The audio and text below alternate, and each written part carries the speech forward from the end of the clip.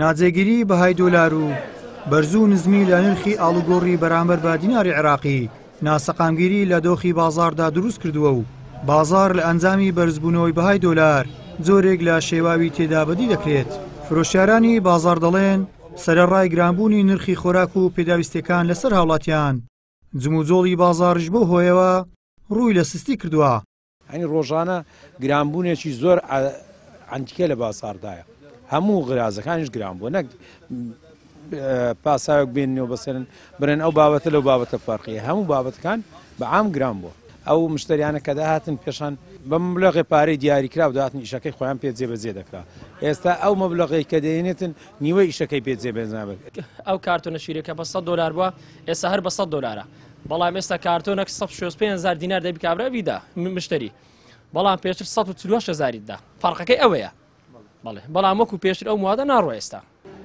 بازار ڕوونیە برێم هەتا حەدێک استقراری پێوە دیار بێت، بەڵام چەند دۆلارش بەرز بێتەوە ئەوەندە ئاشیا مقابلەکەی بەرز دەبێتەوە. بازار تووشی دوو شت دەبی، لەو حاڵەتێ بازار ڕادەوەستی، پاژۆی کە ڕادەوەستی ئەو قەردانی هەشە لە بازاڕی ئەو مەسەن ئەو موادانی کە دەفرۆشی کابرا جوملە چییە مەسەن دوکاندارە قەردەکانی بۆ نایەتەوە کەنێتەوەش بازار ڕادەوەستی لە جێ خۆی، یعنی ئەوەی کە دەست بە موادەکەی پێ سەحب ناکرێت.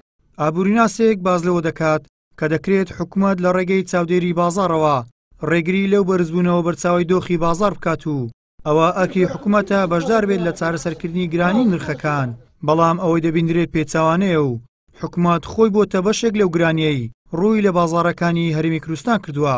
جاران ئەگەشتێکت بە 1100 دینار دەکڕی، ئێستا دیارە نرخی دۆلارەکە 100 بەرز بوویتەوە کە مزیات لە 1-2 سنت فەرق ناکە، بەڵام ئێستا شروع لە 100 وا زیاد دەبی نرخەکانی، کەواتە لێرەدا درێغیەک هەیە لە چاودێری کرد. جاران ئەو وەختانەی کە حکوومەت لەناو دایمە لەناو ئەو دۆخانە دەژیا خۆی بەشدار دەبوو لە چارەسەریەوە دۆخی بەکردنەوەی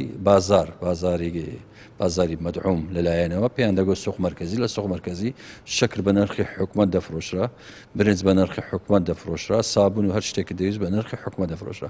ئێستا بەداخەوە حکوومەت بەشێکە لە گرانیکردن، بەشێک نییە لە هەرزانکردن.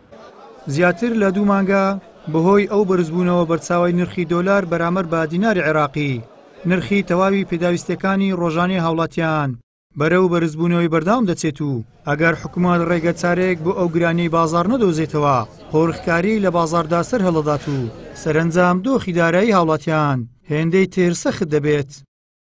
گەیلان سابیر، کەناڵی ئاسمانی پەیام، هەولێر.